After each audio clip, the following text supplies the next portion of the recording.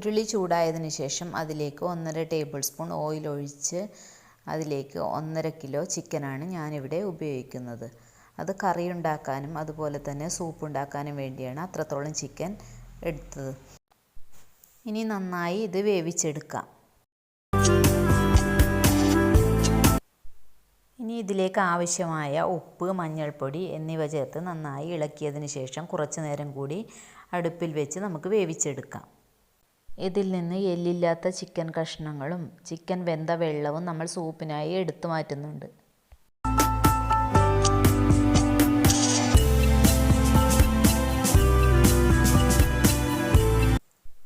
Chicken വെന്ത വെള്ളത്തിലേക്ക് cabbage great ചെയ്തത് 1 ടേബിൾ സ്പൂൺ, ഒരു പകുതി ക്യാപ്സിക്കം ചെറുതായി അരിഞ്ഞത്,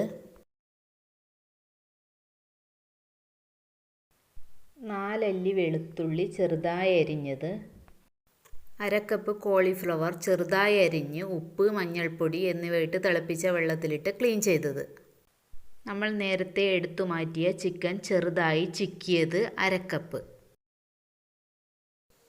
1 ടീസ്പൂൺ ഉള്ളി പേസ്റ്റ്.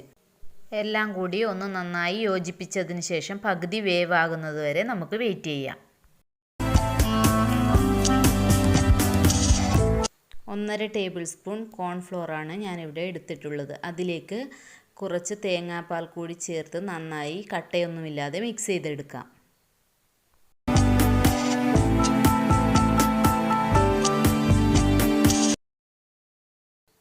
വെജിറ്റബിൾസ് പകുതി വേവായിട്ടുണ്ട്. അതിലേക്ക് 1/4 ടീസ്പൂൺ കുരുമുളക് പൊടി, നമ്മൾ നേരത്തെ തയ്യാറാക്കി വെച്ച കോൺഫ്ലോറിൻ്റെ മിശ്രിതം എന്നിവ ചേർത്ത് നന്നായി യോജിപ്പിക്കാം.